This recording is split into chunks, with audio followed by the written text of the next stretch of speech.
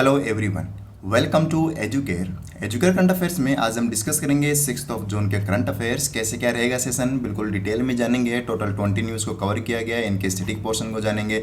इनसे रिलेटेड पिछले दिनों में जो न्यूज़ रही थी उनको भी साथ में कवर करते हुए चलेंगे। ओवरऑल सेशन आपके बैंकिंग एग्जाम के लिए खास इंपॉर्टेंट बनता है। अगर आपको इन सेशंस की अगर डेली, मंथली, वीकली या स्टैटिक पोर्शन के किसी भी प्रकार की अगर आपको पीडीएफ चाहिए तो आप टेलीग्राम चैनल से जुड़ सकते हैं।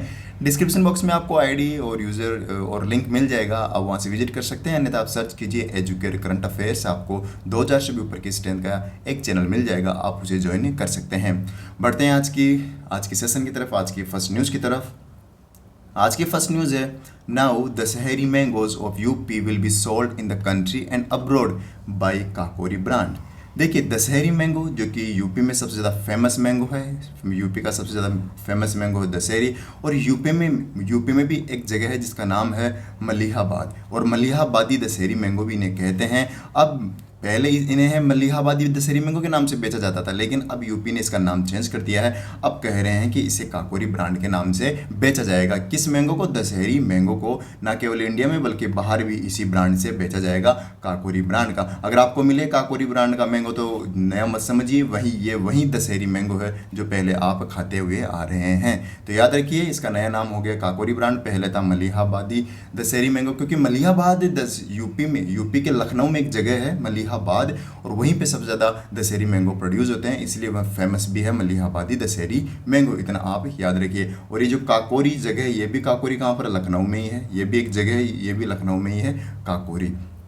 रिसेंटली कुछ दिनों पहले हमने पढ़ा था कि जो काकोरी ट्रेन रॉबरी थी उसका नाम बदल के काकोरी ट्रेन एक्शन कर दिया गया है, ये भी आप याद रखिए। और रिसेंटली उत्तर प्रदेश ने एक पोर्टल लॉन्च किया जिसका नाम है संभव पोर्टल, याद रखिए, संभव पोर्टल यूपी ने भी रिसेंटली लॉन्च किया है। और इस पोर्टल का मकसद है कि मिनिस्ट्री ऑफ एनर्जी के अंतर्गत जितनी भी पॉलिसीज स्कीम्स आती है उसके अंतर्गत जितनी भी ग्रामीण समस्याएं हैं लोगों की, उनको सॉल्व करने के लिए पोर्टल लॉन्च किया गया है।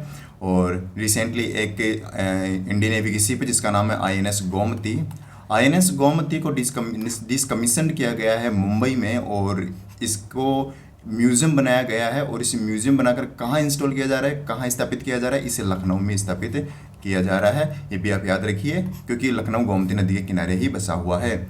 और अयोध्या डिस्ट्रिक्ट, ये भी रिसेंटली न्यूज़ में था, क्योंकि अयोध्या डिस्ट्रिक्ट एक तो सरयू नदी के किनारे बसा हुआ है, याद रखिए। रिवर बैंक एग्जाम में पूछे जाने वाला फेवरेट क्वेश्चन है, सरयू बैंक के किनारे कौन सा बैंक बसा है? सरयू रिवर पर कौन सा शहर बसा है? तो अयोध्या शहर बसा हुआ है। और रिसेंटली सरयू रिवर फ्रंट पे बनने जा रहा है, इसलिए न्यूज़ में था, इसलिए आप याद रखिए। अगली न्यूज़ है, election commission of India appointed cricketer Yash Dhull as state icon of New Delhi. State icon appoint करने का मकसद होता है जो भी एजेंसी स्टेट आइकन अपॉइंट कर रही है उसके बारे में अवेयरनेस बढ़ाना। अब अपॉइंट कौन कर रही है? Election commission of India state icon appoint कर रही है। इसका मतलब ये इलेक्शन से रिलेटेड रिगार्डिंग कुछ ना कुछ प्रमोशन या ब्रांड एम्बेसडर बनाया जा रहा है इस टूल को। अब इसमें यह होगा इलेक्शन कमीशन ऑफ इंडिया के थ्रू कि जितने भी यंगस्टर है न्यू दिल्ली में उनको वोटिंग के रिगार्डिंग अवेयरनेस बढ़ाई जाएगी, उन्हें ज़्यादा से ज़्यादा वोटिंग में इन्वॉल्व किया जाएगा। डेमोक्रेसी है तो ऑब्वियसली जितने ज़्यादा वोट होंगे उतनी अच्छी डेमोक्रेसी होगी, ये माना जाता है। तो ज़्यादा से ज़्यादा लोगों को मोटिवेट किया जाएगा। यश डुल जो कि क्रिकेटर है, ये भी खुद न्यू दिल्ली से ही आते हैं, इनका नाम याद रखिए। ये क्या है? क्रिकेटर है और ये खुद न्यू दिल्ली से आते हैं। इलेक्शन कमीशन ऑफ इंडिया की बात करें तो अभी रिसेंटली 25 नंबर के कमिश्नर बने हैं इलेक्शन कमिश्नर। उनका नाम क्या है ये आपको बताना है, चलो मैं ही बता देता हूँ। राजीव कुमार है 25 नंबर के इलेक्शन कमिश्नर, जो भी रिसेंटली अपॉइंट हैं। एग्जाम में प्रश्न पूछने के ज़्यादा चांसेस है। अगली न्यूज़ पर बढ़ते हैं। अगली न्यूज़ है, recently the union government announced A reduction of central excise duty tax on petrol and diesel. देखिए, एग्जाम में क्या प्रश्न होगा, एग्जाम में ये क्वेश्चन ये फ्रेम होगा कि पेट्रोल डीजल पर कौन सा टैक्स कम किया गया। टैक्स के नाम दे दिए जाएंगे, इसमें से आपको आंसर करना है central excise duty tax. Petrol पर और जो ड्रिंक यानी हम कह सकते हैं दारू होती है, उन पे टैक्स नहीं लगता, जीएसटी नहीं लगती, उन पे लगती है सेंट्रल एक्साइज ड्यूटी। तो ये भी याद रखिए। और पेट्रोल और डीजल पर क्या कम किया गया है? सेंट्रल एक्साइज ड्यूटी टैक्स कम किया गया है, तो ये याद रखिए, टैक्स का नाम याद रखिए। इसी के साथ ही प्राइम मिनिस्टर नरेंद्र मोदी ने सब्सिडी भी अनाउंस की है 200 रुपये की। और ये सिर्फ सब्सिडी उन लोगों को मिलेगी जिन लोगों ने पीएम उज्ज्वला योजना के तहत सिलेंडर लिए हैं, मुफ्त सिलेंडर लिए हैं, यानी बीपीएल लोगों को ये सिलेंडर मिलेंगे, यानी ये सब्सिडी मिलेगी। और पीएम उज्ज्वला योजना जो कि 2016 में इसे लॉन्च किया गया था, 2016 में, ये भी याद रखिए। और इसी के अंतर्गत 12 सिलेंडर दिए जाएंगे हर साल, और 12 सिलेंडर पर ही 200 रुपये की सब्सिडी दी जाएगी। अगर आप 13वां नंबर का सिलेंडर लेते हैं तो आपको ये सब्सिडी नहीं मिलेगी, सिर्फ 12 सिलेंडर पर ही ये सब्सिडी मिलेगी। याद रखिए, central excise duty reducted in petrol and diesel on. Next, the Ministry of Health and Family Welfare headed by Mansukh Mandaviya has commenced the 2 month long Har Ghar Dastak campaign. Her Ghar Dastak campaign देखिए, इनिशियली से लॉन्च किया गया था नवंबर 2021 में, नवंबर 2021 में इसे लॉन्च किया गया था इसका फर्स्ट वर्जन इनिशियली। और इसका मकसद है लोगों को वैक्सीन के बारे में अवेयरनेस बढ़ाना, और कुछ भी मतलब नहीं। हर घर दस्तक यानी हर घर विजिट होंगे, दस्तक मीन्स विजिट, तो हर घर विजिट होंगे और लोगों को बताएंगे वैक्सीन, जिसने जो वैक्सीन से डरे हुए हैं, जो वैक्सीन नहीं लगवाना चाहते हैं, उन्हें मोटिवेट किया जाएगा और उन्हें कोविड की वैक्सीन लगवाई जाएगी। ये मकसद है हर घर दस्तक कैंपेन का। और इसे लॉन्च किसने किया है? हेल्थ मिनिस्ट्री ने। और हेल्थ मिनिस्ट्री हेड की जाती है मनसुख मांडवी के द्वारा। और मनसुख मांडवी के पास एक और मिनिस्ट्री है, फर्टिलाइजर वाली मिनिस्ट्री भी इन्हीं के पास है, फर्टिलाइजर एंड केमिकल मिनिस्ट्री भी इन्हीं के पास है, ये भी आप याद रखिए। और ये हर घर दस्तक वर्जन 2 है, ये 1 जून से चालू हो चुका है और 31 जुलाई 2 मंथ के लिए चलेगा, और 31 जुलाई तक ये चलेगा, ये आप याद रखिए। अगली न्यूज़ की तरफ बढ़ते हैं। आज कुछ डिटेल्स में नहीं पढ़ रहे हम, डिटेल्स में मतलब पिछले न्यूज़ को हम रिवाइज नहीं कर रहे। रिवाइज नहीं करने का रीज़न ये है कि आज टाइम की कमी है, इस वजह से मैं नहीं कर पा रहा हूँ। 8 बजे के बजाय आज 10 बजे क्लास रिकॉर्ड हो रही है, 10 बजे अपलोड हो रही है, तो टाइम की कमी के कारण आज टाइम ज़्यादा लंबा नहीं खींचेंगे। अगली न्यूज़ है India's first and Asia's largest, दोनों टर्म्स पर काफ़ी ध्यान देने की आवश्यकता है कि एशिया का तो सबसे बड़ा और इंडिया का सबसे पहला international liquid mirror telescope commissioned at Devasthal hill, Uttarakhand. Devasthal hill कहाँ पर स्थित है? पहला स्टैटिक क्वेश्चन तो यही हो गया, और एग्जाम में ऐसे स्टैटिक क्वेश्चन फ्रेम होते हैं। देवस्थल हिल जो कि उत्तराखंड में स्थित है, और उत्तराखंड के भी किस डिस्ट्रिक्ट में? नैनीताल डिस्ट्रिक्ट में स्थित है। और यहाँ पर क्या किया गया है? इंडिया का तो सबसे पहला और एशिया का सबसे बड़ा इंटरनेशनल लिक्विड मिरर टेलीस्कोप इनोग्रेट किया गया, लॉन्च किया गया। ये है क्या चीज़? सिंपल इतना याद रख लीजिए, ये दूरबीन है जो आसमान यानी जो अपना स्पेस है, स्पेस में जितने भी ग्रेविटेशनल लेंसेज यानी स्पेस डेब्रीज, एस्ट्रोनॉट्स, इन चीज़ों पर निगरानी रखेगा international liquid mirror telescope. In short हम कह सकते हैं कि एक तो प्रकार की दूरबीन ही है। और इसे जहाँ पे इंस्टॉल किया गया है वह एक इंस्टीट्यूशन है जिसका नाम है Aryabhatta research institute of observational science, ARIES इसका शॉर्ट नेम है। अब ये तो यानी हिल पर इंस्टॉल की गई, तो क्या ये भी हिल पर ही स्थित है? बिल्कुल, ये इंस्टीट्यूशन भी हिल पर ही स्थित है और 2450 मीटर की ऊंचाई पर ये स्थित है, और यहीं पर इसका इंस्टॉलेशन किया गया है। और देवस्थल ऑब्जर्वेटरी कैंपस है इसी इंस्टीट्यूशन का, और इसी कैंपस में इसको इंस्टॉल किया गया है, ये आप याद रखिए। और 2450 मीटर की ऊंचाई पर इंस्टॉल किया गया इंटरनेशनल लिक्विड मिरर टेलीस्कोप को, और इस एरिस इंस्टीट्यूट में इंस्टॉल किया गया है, जो कहाँ पर स्थित है? नैनीताल में स्थित है। देवस्थल यहाँ पे स्थित है, ऑब्वियसली देवस्थल यहाँ स्थित है, तो आर्यभट्ट इंस्टीट्यूट भी यहीं स्थित है। और इसका डायमीटर की बात करें तो 4 मीटर की डायमीटर का ये लेंस है, ये भी आप याद रखिए। और इस टेलीस्कोप को जिसने बनाया है वो कंपनी बेल्जियम की है, जिसका नाम है advanced mechanical and optical system, Amos ने इसे बनाया है, अमोस के द्वारा इसे बनाया गया है, ये भी आप याद रखिए।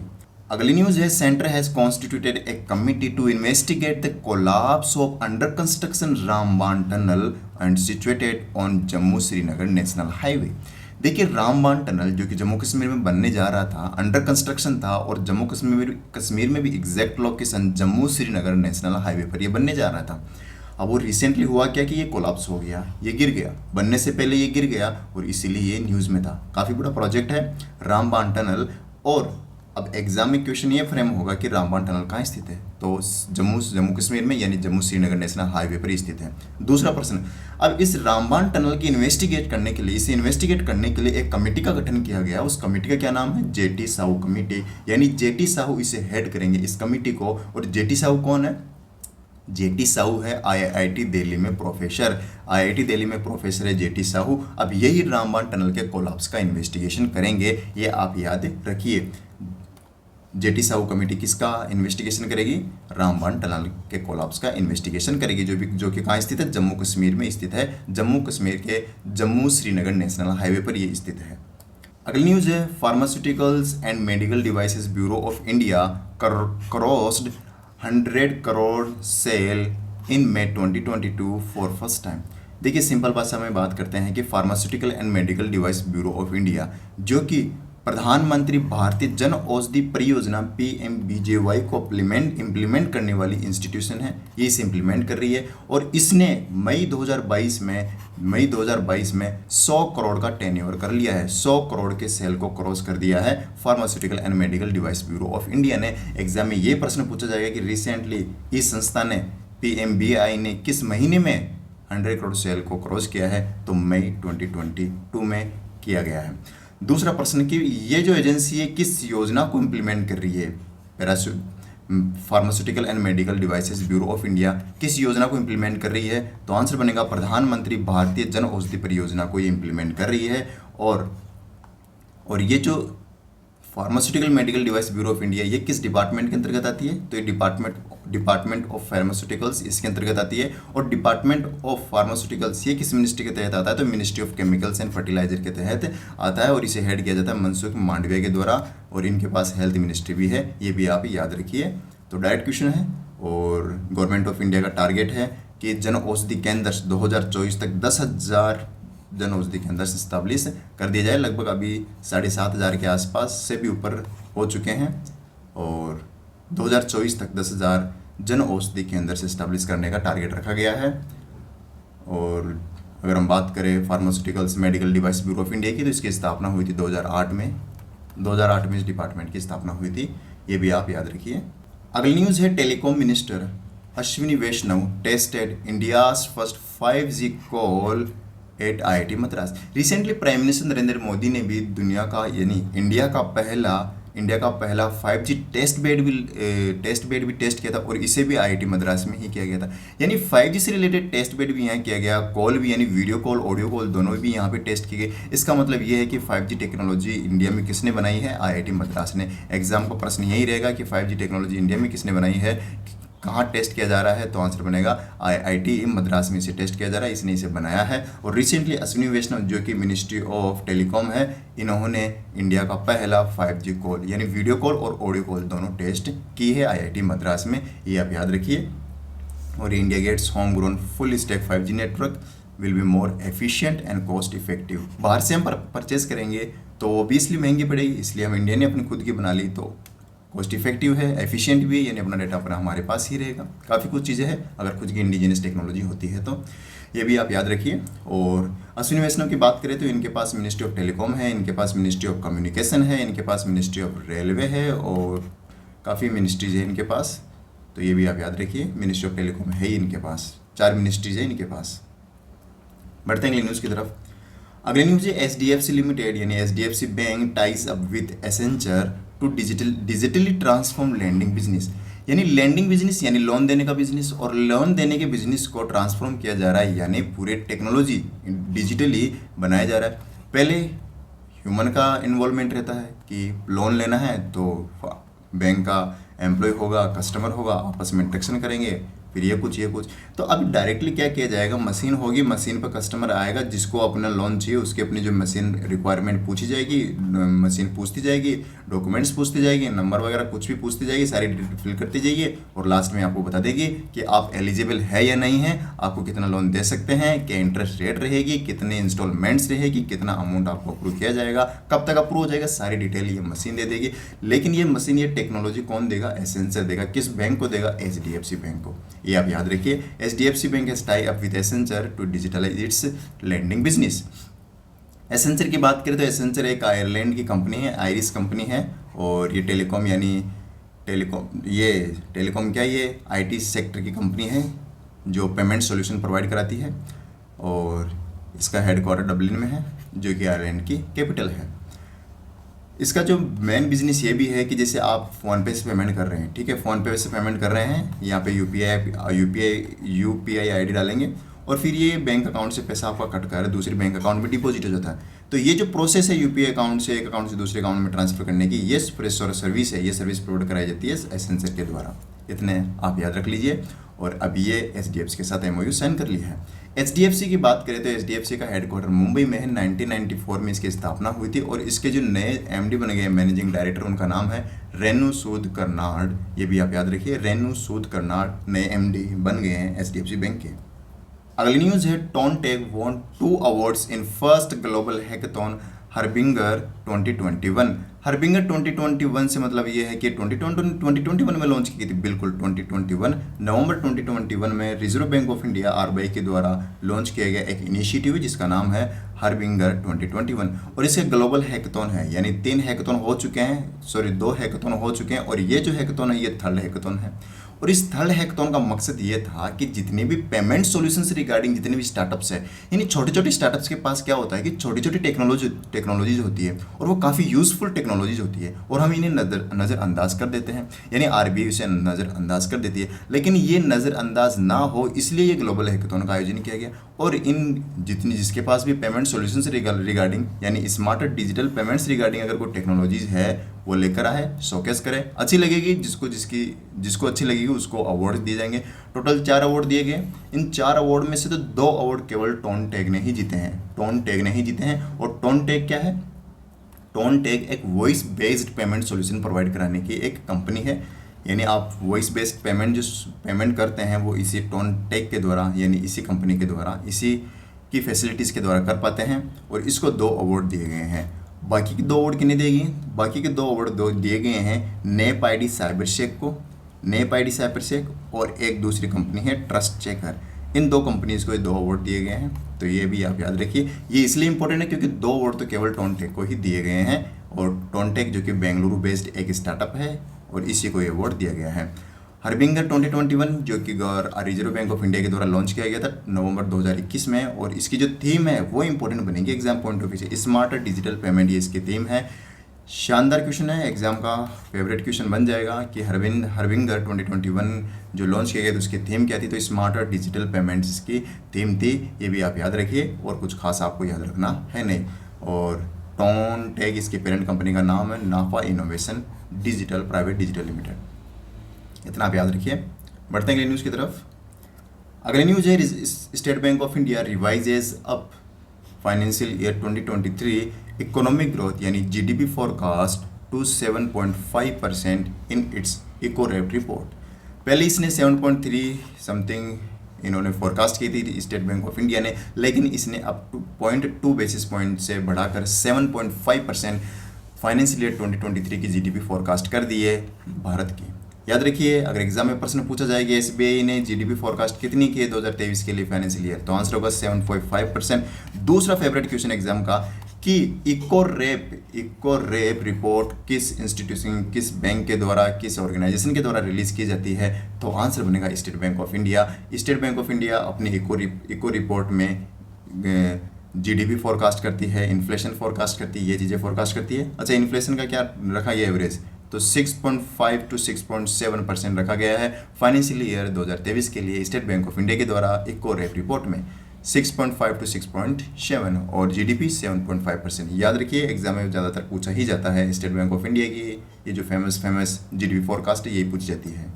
अगली न्यूज़ है the bank board bureau of India approved appointments of managing directors यानी एमडी एंड सीईओ अपॉइंट किए गए यूनियन बैंक ऑफ इंडिया में, इंडियन ओवरसीज बैंक में and Punjab and Sindh bank. 3 banks में नए एमडी एंड सीईओज का अपॉइंटमेंट किया गया है। अच्छा, यूनियन बैंक ऑफ इंडिया में किन्हें अपॉइंट किया गया है? तो आंसर है ए मनी मैकलई जो कि फर्स्ट वुमन है जिसे यूनियन बैंक ऑफ इंडिया की एमडी एंड सीईओ बनाई गई है। ये काफ़ी इंपॉर्टेंट क्वेश्चन बनेगा कि पहली MD and CEO of union bank of India किसे अपॉइंट किया गया है? तो आंसर बनेगा ए मनी मैकलई, इन्हें अपॉइंट किया गया है। और सेकंड बात करें इंडियन ओवरसीज बैंक की, इंडियन ओवरसीज बैंक के अपॉइंट किए गए MD and CEO Ajay Kumar Srivastava MD and CEO किसके बनाए गए? इंडियन ओवरसीज बैंक के। स्वरूप कुमार शाह अपॉइंट किए गए पंजाब एंड सिंध बैंक के एमडी एंड सीईओ। रटने के अलावा कोई ऑप्शन नहीं है। यूनियन बैंक ऑफ इंडिया की बात करें तो इसका हेडक्वार्टर कहाँ पे है? मुंबई में इसका हेडक्वार्टर है। इंडियन ओवरसीज़ बैंक का हेडक्वार्टर है चेन्नई में, और पंजाब एंड सिंध बैंक का हेडक्वार्टर है न्यू दिल्ली में। तो ये इनका हेडक्वार्टर्स आप याद रखिए। बढ़ते हैं अगली न्यूज़ की तरफ। अगली न्यूज़ में बढ़ने से पहले बैंक्स बोर्ड ब्यूरो की बात करें तो इसका हेडक्वार्टर मुंबई में है, और इसकी स्थापना हुई थी 2016 में, जो कि बैंक्स के जितने भी अपॉइंटमेंट्स इनके रिगार्डिंग ये बॉडी है। अगली न्यूज़ पर बढ़ते हैं। अगली न्यूज़ है UN agrees to change Turkey's official name to Turkey. Turkey ने अपना नाम चेंज कर दिया और अब नाम बदल कर क्या कर दिया? टर्की कर दिया गया। रीज़न क्या है? रीज़न ये है कि टर्की ने कहा कि हम जब से आज़ाद हुए 1923, हम पहली बात तो हम टर्की को यूज़ नहीं करते, हम अपना नाम टर्की यही रखना चाहते हैं, और तब से हम यूज़ भी यही कर रहे हैं। लेकिन ऑफिशियल टर्की ही है, तो इसे इंटरनेशनल लेवल पर लोग टर्की ही जानते हैं। लेकिन टर्की का मतलब क्या है कि अलग अलग लैंग्वेज में अलग अलग मतलब होता है, और वो सारे मतलब नेगेटिव है। ये कहना है टर्की के जो प्रेसिडेंट है रिसेप एर्डोगन के द्वारा। रिसेप एर्डोगन कहते हैं कि टर्की का अलग अलग मतलब है अलग अलग लैंग्वेज में, और जो सारे नेम मतलब है वो नेगेटिव है, और हमें नेगेटिव नज़रों से देखा जाता है हमारे नाम को, टर्की को। तो बस इसी के रिगार्डिंग इनका नाम चेंज कर दिया गया है। Turkey will now be used foreign language and country full official name Republic of Turkey. पूरा नाम रिपब्लिक ऑफ टर्की रहेगा, और टर्की है इसका शॉर्ट नेम, यानी टर्की है इसका नाम है, और यूएन यूनाइटेड नेशन इसे अप्रूव कर दिया है। बस अभी आप इतना याद रखिए, प्रेसिडेंट को याद रखिए। टर्की इसके प्रेसिडेंट है रिसेप एर्डोगन।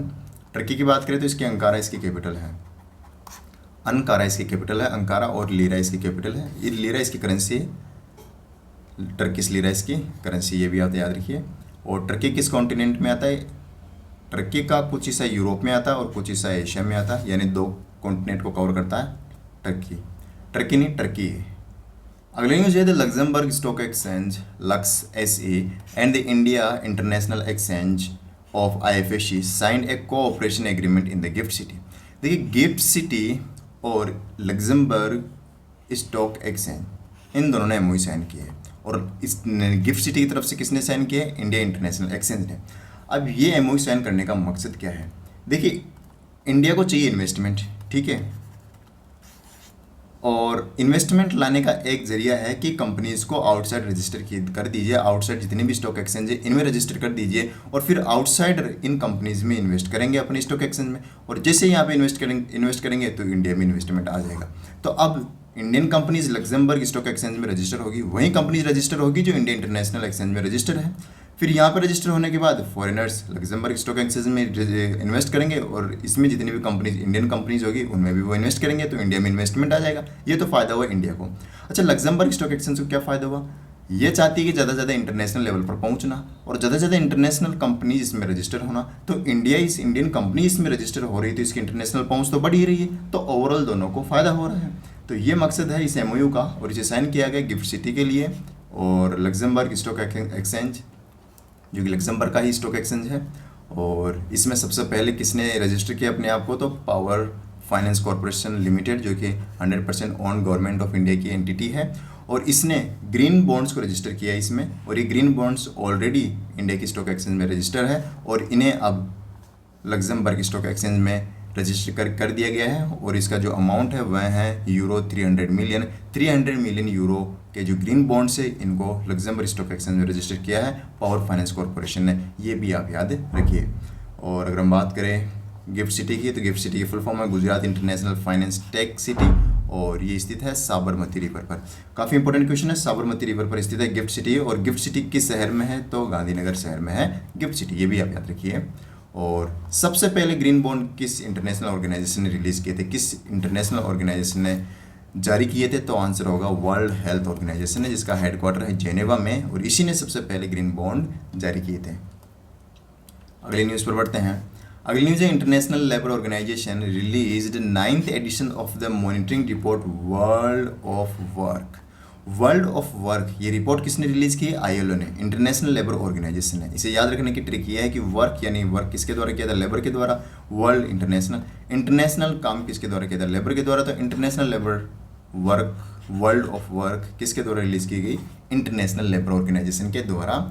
और इसमें कुछ खास इंपॉर्टेंट नहीं है, जानने की ज़रूरत नहीं है, सिर्फ इतना याद रखिए वर्ल्ड ऑफ वर्क किसके द्वारा रिलीज़ की गई रिपोर्ट है? इंटरनेशनल लेबर ऑर्गेनाइजेशन के द्वारा। इस रिपोर्ट का कहना इतना ही है कि जो वर्किंग टाइम है वो ऑब्वियसली रिड्यूस हुआ है। कैसे क्या रिड्यूस हुआ, ये सारी चीज़ें किस देश में कितना क्या रेशियो है क्या है, ये सारी चीज़ें हैं जो काफ़ी खास इंपॉर्टेंट बनती नहीं है। यूनाइटेड नेशन की सबसे ओल्डेस्ट ऑर्गेनाइजेशन, सबसे पहले इस्टेब्लिश हुई organisation ILO international labour organisation, जो कि 1919 में इसकी स्थापना हुई थी और इसका हेडक्वार्टर जेनेवा में है। ये भी आप याद रखिए। अगली न्यूज़ पर बढ़ते हैं। अगली न्यूज़ है द टाइम हायर, द की फुल फॉर्म होती है time higher education awards Asia 2022 release.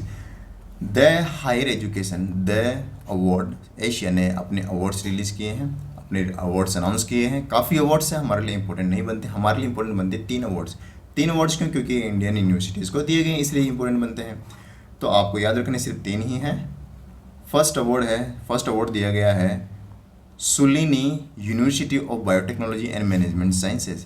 Shoolini जो कि सोलन डिस्ट्रिक्ट में स्थित है और वह कहाँ पर है? हिमाचल प्रदेश में। और हिमाचल प्रदेश के सोलन में स्थित Shoolini University of Biotechnology and Management Sciences को अवार्ड दिया गया किस कैटेगरी में? Outstanding support for students.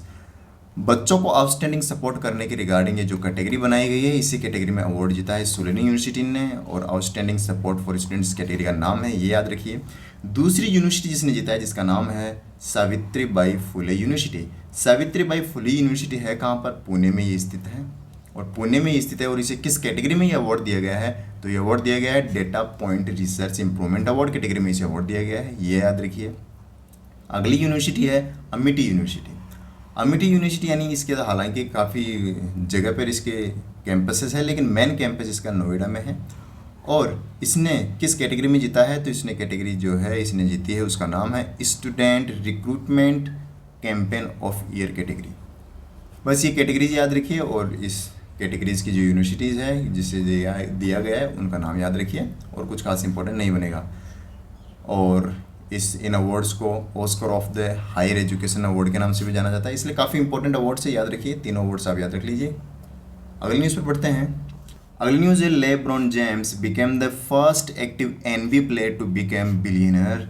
Forbes report ने यह कहा है कि लेब्रॉन जेम्स जो कि बास्केटबॉल प्लेयर है और ये लॉस एंजल्स लेकर्स टीम के लिए खेलते हैं जो कि अमेरिकन है और ये भी अमेरिकन है, टीम भी अमेरिकन है, तो जो लेब्रॉन जेम्स भी अमेरिकन है और ये ऐसे पहले एक्टिव NBA प्लेयर बन गए हैं यानी बास्केटबॉल प्लेयर बन गए हैं जो बिलियनर है, यानी उनकी नेटवर्थ $1 बिलियन है। ऐसे करने वाले पहले बास्केटबॉल प्लेयर कौन बन गए? LeBron James. और इनका पूरा नाम है लेब्रॉन रेमोने जेम्सर, इनका नाम है, याद रखिए।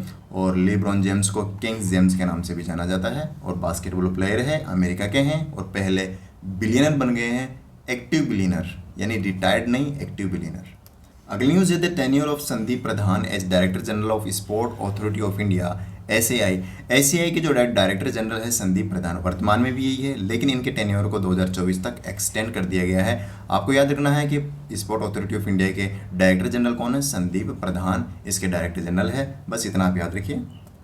अगली न्यूज़ है world bicycle day is annually observe across the globe on 3 जून। 3 जून को हर साल वर्ल्ड बाईसाइकिल डे मनाया जाता है और world bicycle day United nation के द्वारा मनाया जाता है। और इस साल की थीम क्या है? ये इंपॉर्टेंट बनेगी, our planet our health, our planet is our health. देखिए बाईसाइकिल चलाते हैं, साइकिल चलाते हैं तो ऑब्वियसली इसके काफ़ी बेनिफिट है, आपकी हेल्थ के लिए काफ़ी बेनिफिशियल है। एनवायरमेंट इको एनवायरमेंट है यानी कोई एनवायरमेंट को नुकसान नहीं कराती है। और सोशल बेनिफिट्स है, इकोनॉमिक बेनिफिट्स है, काफ़ी बेनिफिट्स है बाईसाइकिल के। तो use the bicycle and save the environments, improve your health, काफ़ी बेनिफिट्स है। और इस साल की theme our planet our health, ये काफ़ी इंपॉर्टेंट बनेगी एग्जाम पॉइंट ऑफ व्यू से, ये भी याद रखिए। अच्छा, इसे याद करने की क्या ट्रिक रहेगी? ये क्या है? ये 3 है यानी उल्टा 3 है।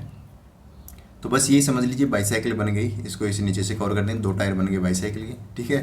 तो आधे टायर 3 जून, आधे टायर 2 क्या बनाते हैं? 3 बनाते हैं, उल्टा 3 है ये बाईसाइकिल बन गई। तो 3 जून को याद करने का ये ट्रिक है। बाकी आपको कैसी लगी आप अपने हिसाब से याद देख लीजिए। Santoor maestro and Padmashri awardee Shri Pandit Bhajan Lal Sopori. Shri Pandit Bhajan Lal Sopori काफ़ी इंपॉर्टेंट क्वेश्चन है ये, ऐसा इसे अपन नज़रअंदाज नहीं कर सकते क्योंकि ये जितने भी जो संतूर वादक है या फिर अन्य किसी प्रकार के जितने भी वादक है इनके एग्जाम में प्रश्न पूछे ही जाते हैं। तो संतूर मैस्ट्रो संतूर बजाते हैं, संतूर वादक श्री पंडित भजनलाल सोपुरी इनका निधन हो गया है। और ये कौन सा म्यूज़िक बजाते हैं? तो संतूर बजाते हैं। ये पूछा जाएगा कौन सा म्यूजिक बजाते हैं, तो आंसर बनेगा संतूर। और इन्हें सेंट ऑफ संतूर भी कहा जाता है, किंग ऑफ स्ट्रिंग्स भी कहा जाता है। स्ट्रिंग्स यानी संतूर में लगी जाने वाली स्ट्रिंग है, यानी इनकी स्ट्रिंग पर काफ़ी कमांड थी इनकी, इसलिए इन्हें किंग ऑफ स्ट्रिंग्स भी कहा जाता है। ये भी आप याद रखिए। और ये है कहाँ से, श्री पंडित भजन लाल सुपोरी। तो ये है कश्मीर वैली, जो कि कश्मीर वैली में एक जगह है, उसका नाम है सोपोरी। सोपोरी इस जगह का नाम है और सोपुरी इनका नाम है। तो जगह के हिसाब से इनका सरनेम है, याद रखिए। तो ये था आज का सेशन 6 जून का। कैसा लगा सेशन? मिलते हैं अगले सेशन में 7 जून को। तब तक के लिए अगर आपने सब्सक्राइब नहीं किया तो आप इसे सब्सक्राइब कर लीजिए। आने वाले सेशन और भी शानदार से शानदार सेशन आने वाले हैं। और 6 जून के बाद 7 जून जैसे कंप्लीट होगा तो 8 जून को हम लेकर आएंगे पिछले 7 दिनों के जितने भी इंपॉर्टेंट क्वेश्चंस बन सकते हैं, 100+ क्वेश्चंस को हम कवर करेंगे और सभी को विदिन 30 मिनट्स में हम कवर करेंगे। आधे घंटे में सभी को रिवाइज कर लेंगे। अच्छे से पढ़ के आइए, बिल्कुल डायरेक्ट क्वेश्चंस पूछे जाएंगे, कोई ऑप्शंस नहीं रहेंगे, क्वेश्चन सीधा आपको आंसर करना है। तो आज के लिए इतना ही, मिलते हैं अगले सेशन में, तब तक के लिए गुड बाय।